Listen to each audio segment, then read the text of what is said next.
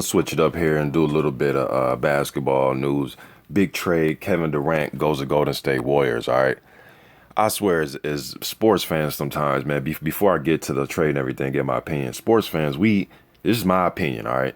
We just take things far, man. People get to calling people bitches and punks and faggots and talking about their mama and I don't know, man. Just take shit a little bit too far, but that's just me. I guess that's me just being the mellow guy. You know what I mean? But I really don't think the shit's that important, man. You know what I mean? As far as taking it that far.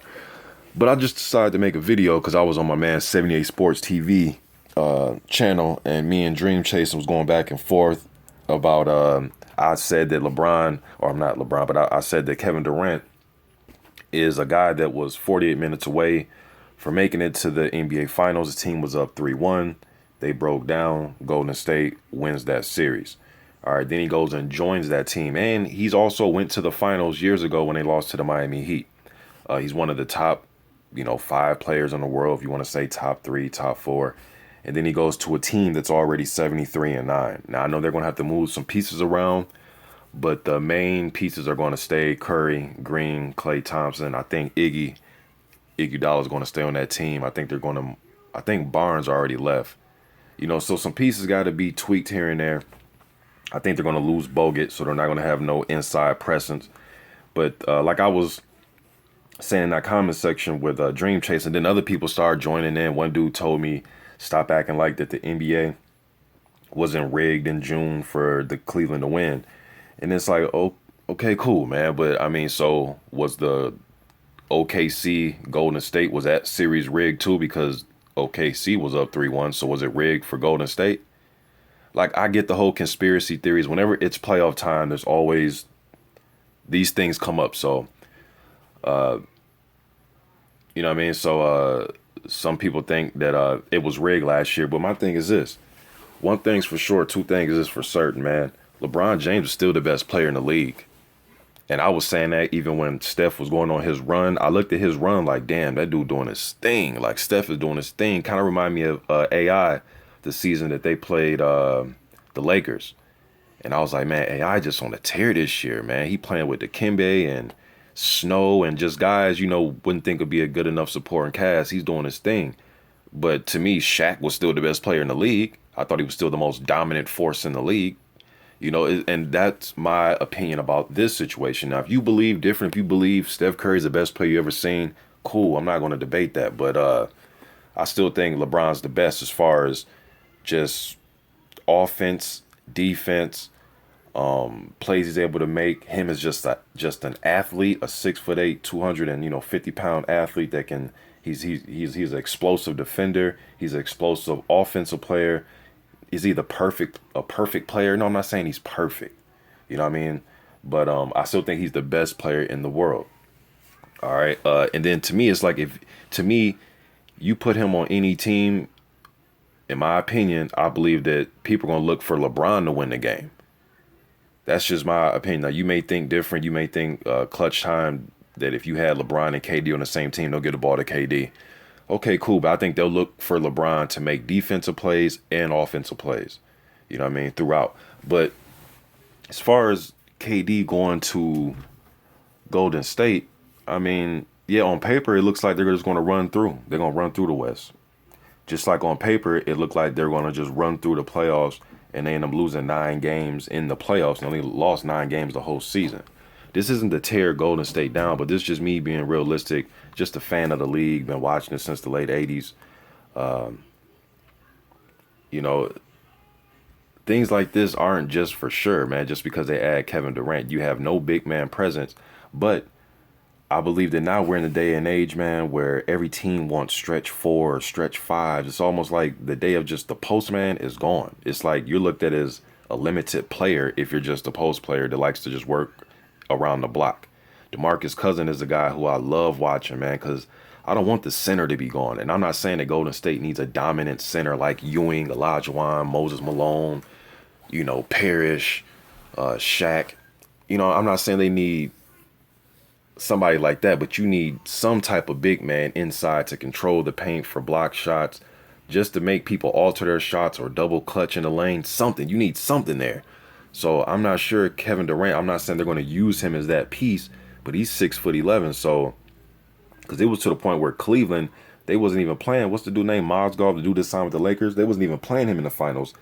They were just playing. LeBron is like their big man. You know what I mean? And again, now I'm going to be honest about LeBron. Okay, he did his thing, but had that been like a prime Patrick Ewing or Olajuwon, they would have killed LeBron down low. Shaq would have been flushing on LeBron's ass. You know what I mean? That's just my opinion. Now, some of you super LeBron fans probably believe that he would have held his own against Shaq. You know what I mean? So that's fine. But so I just think the days of like needing a big man or a big presence down low, it really doesn't mean nothing nowadays because teams, they're trying to copy what Golden State is doing with this small ball. And to me, the best way to beat a team is doing the opposite and setting your own trend. You know what I mean? But do I think this team is stacked? I mean, yeah. I mean, I remember when and I live in the Twin Cities, man. So when Kevin Garnett, it's funny, Garnett and Kevin Love both left the Timberwolves to go win NBA championships, man. Garnett went to the Celtics. I think he won Defensive Player of the Year that year when he left here, and he won Defensive Player of the Year with the Celtics. And they were talking about their big three with Allen, Garnett, and Pierce. He won a chip, and then Kevin Love left here and won a chip. And it's funny because Garnett was controlling the paint. And I don't know, man, just for these last few years, I think it's just real, this small ball shit is going around, and it'll die out. I'm not saying that Golden State will die, but I'm just saying the league is like that. It always changes, man. You know what I mean? So right now we're going through the small ball phase, and Golden State's going to ride it out. I think a big man to help, but like I said, the way shit is being played now, even the big men who are 7 feet 6'11", they're all stretch 4, stretch 5. They all can shoot jump shots. So I guess people believing that if you can chuck up a 25-foot jumper, that you have more skills than if you're a big man that works around the basket and shows footwork and shows touch with either hand, can jump hook over the right shoulder and left shoulder, up and under fakes. I mean, that shit's gone nowadays. Nobody really cares about that. That's why I appreciate guys like Zach Randolph, DeMarcus Cousins. I'm going everywhere on this video, man, but I think the trade is, or the signing is just a signing. We got to see what happens.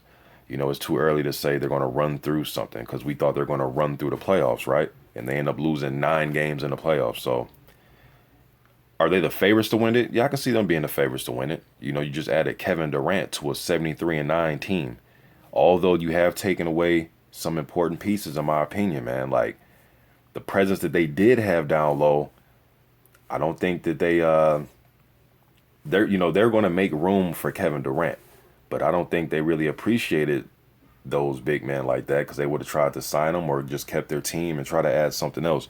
But when Durant's out there, you make a move for it. It's a smart business move. So, oh man, we'll see what happens, When LeBron and Bosh joined Wade and them, I mean, yeah, they went to, was it 4 straight finals?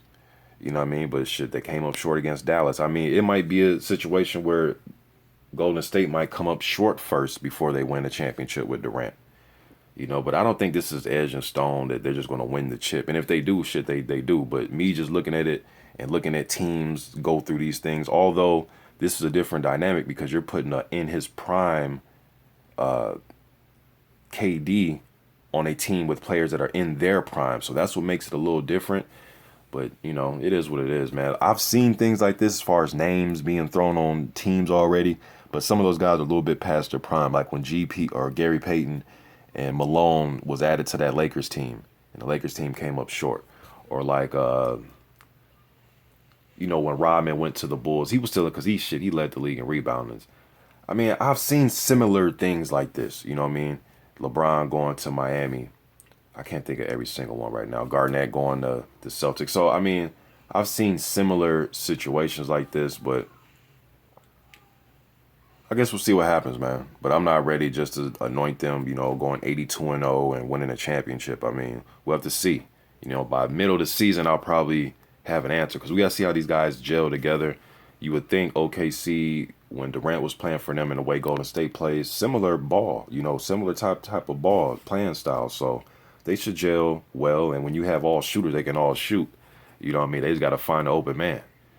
You know what I mean? But I want to see if Curry's going to be more a facilitator on his squad, or is he going to, come up and pull up, 35-foot three-pointers? Or are they just all going to have just Durant, Clay, and Curry? They're going to have three-point contests during the games. You know what I mean? I'm curious to see how this all going to work and see how all they gel together, man. See how cohesive this team can be. But that's just my opinion on it. I'm out.